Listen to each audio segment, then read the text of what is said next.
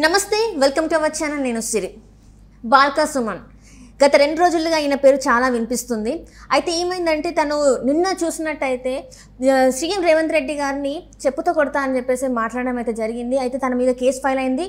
కానీ ఇప్పుడు తను అబ్స్కాండ్ అయ్యారు. అయితే ఇదే తరహాలో ఇంకొకటి ఏంటంటే తన రాసలీలలు త్వరలో బయట పెట్టబోతున్నారు, కాంగ్రెస్ ఎమ్మెల్యేలు రెడీ అవుతున్నారని కూడా వార్తలు వస్తున్నాయి. ఇందులో అసలు వాస్తవం ఉందా లేదా? సో ఈ అంశాన్ని చర్చించడానికి మనతో పాటు ఉన్నారు ప్రముఖ senior journalist, political analyst CS Rao garu. నమస్కారం సార్. నమస్తే శ్రీ సార్. బాల్కా సుమన్, సో ఈయన పేరు 2 రోజుల నుంచి బాగా వినిపిస్తుంది సార్. అయితే సీఎం రేవంత్ రెడ్డి గారిని చెప్పుతో కొడతానడం, కేసు ఫైల్ అవ్వడం, కానీ తను ఏమంటారు అబ్స్కాండ్ అయిపోయారు, ఎవరికి దొరకడం లేదు. అండ్ ఆ క్రమంలోనే ఇప్పుడు ఏంటంటే కాంగ్రెస్ ఎమ్మెల్యేలు బాల్కా సుమన్ రాసలీలల వీడియోలో ఆడియోలో బయటికి తీసుకొస్తామని చెప్పేసి చెప్తున్నారు. సో ఇందులో ఎంతవరకు వాస్తవం ఉంది సార్? ఇప్పుడు ఒకటి ఏంటంటే చాలా క్లియర్గా మంచిర్యాల ఎమ్మెల్యే ప్రేమ్ సాగర్ చాలా క్లియర్గా చెప్పారు, నీ రాసలీలల వ్యవహారం నేను మొత్తం పెడతాను, రాసలీలల గుట్టు మొత్తం పెడతాను, ఆ వీడియోలు బయట పెడతానని చెప్పి ఆయన సవాల్ చేశారు. ఎవరికి? బాల్కా సుమన్కి. బాల్కా సుమన్ యాక్చువల్గా నోరు కొంచెం ఎక్కువగా ఉంటుంది. సో ఆయన అధికారంలో ఉన్న, ప్రతిపక్షంలో ఉన్న, ఉద్యమకారుడిగా ఉన్న కొంచెం స్పీడ్గా ఉంటారు. ఆయన నేపథ్యాన్ని తీసుకుంటే ఒకనొక ప్రైవేట్ ఛానల్లో డిబేట్కి అప్పట్లో ఉద్యమ నాయకుడిగా వచ్చినటువంటి క్రమంలో అవతల వైపు నుంచి తన వాదనని వినిపించడానికి వచ్చినటువంటి గెస్ట్ని చేసుకొని లైవ్లోనే చేసుకున్నటువంటి పరిస్థితి. అంటే సహనం అనేది లేనటువంటి ఒక పొలిటీషియన్ బాల్కా సుమన్ అనేది ఆ సంఘటనను బట్టి అప్పట్లో అనుకున్నారు. అయితే ఇప్పుడు బాల్కా సుమన్ అసలు చెప్పుతోడు కొడతాను అని చెప్పి రేవంత్ రెడ్డిని, ఒక సీఎం హోదా, రేవంత్ రెడ్డి అంటే ఒక సీఎం, మనోడు దాకా అంటే పీసీసీ అధ్యక్షుడు, ఇప్పుడు కూడా పీసీసీ అధ్యక్షుడు ఉన్నాడు.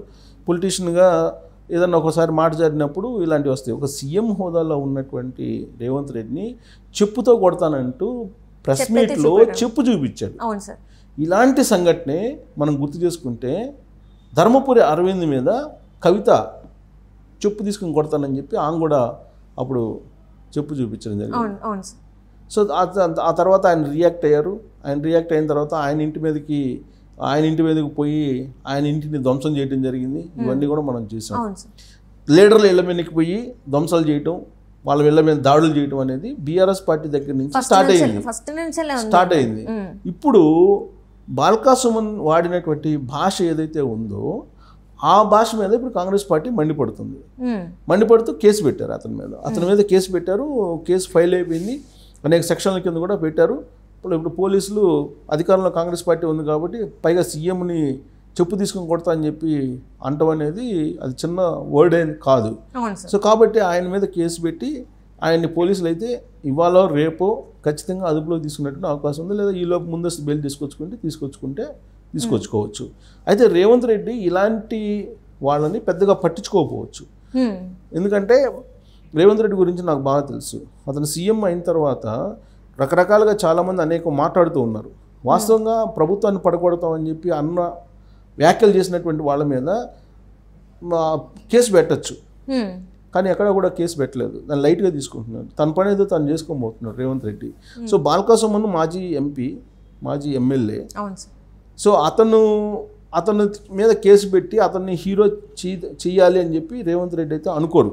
కాకపోతే చట్టం తన పని తాను చేసుకోబోతుంది కాబట్టి పోలీసులు పిలిచి ఒకవేళ ఏదన్నా యాజ్ పర్ ది యాక్ట్ చేసి వదిలిపెడతారు. అయితే ఇక్కడ మనం ఈ మాటల పొల్యూషన్ తెలంగాణ వచ్చిన తర్వాత, తెలంగాణ రాకముందు ఉద్యమ సమయంలో కూడా తెలంగాణలో ఉండేటువంటి పరుష పదజాలం ఫస్ట్ స్టార్ట్ చేసింది ఎవరు అని అంటే అందరికీ తెలుసు, కేసీఆర్. ఆ పరుష పదజాలాన్ని అనేక సందర్భాల్లో ఉద్యమ సమయంలో వాడారు. ఆ తర్వాత సీఎం అయిన తర్వాత వాడారు.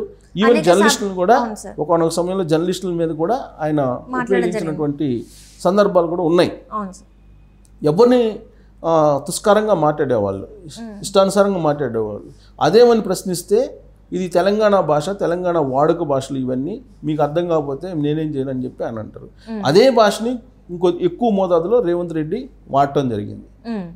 రేవంత్ రెడ్డి వాడి ఆయన పైచేయి సాధించి సీఎం పదవిని అందుకున్నాడు. ఆయన సీఎం అయిన తర్వాత కూడా కేసీఆర్ మీద ఇటీవల కాలంలో 2 days బ్యాక్ కొంత పరుష పదజాలాన్ని వాడారు. రండా అనేటువంటి ఒక పరుష పదజాలాన్ని వాడారు.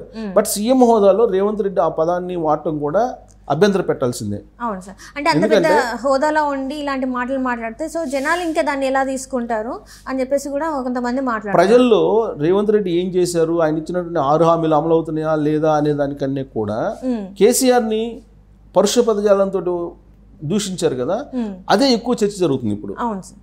అలాగే ఇప్పుడు ఆయన చేసిన దానికి మళ్ళీ ఇప్పుడు బాల్కసుమన్ వచ్చి బాల్కసుమన్ చెప్పు చూపించి అంతకన్నా మోతాదుగా పరుష పదజాలాన్ని వాడి ఆయన చెప్పు చూపించిన అంశం ఇప్పుడు చర్చనీయాంశం అయిపోయింది. తెలంగాణలో ఏ ఇద్దరు పౌరులు కలిసినా ఇదే అంశాన్ని మాట్లాడుకుంటున్నారు. అవును సార్.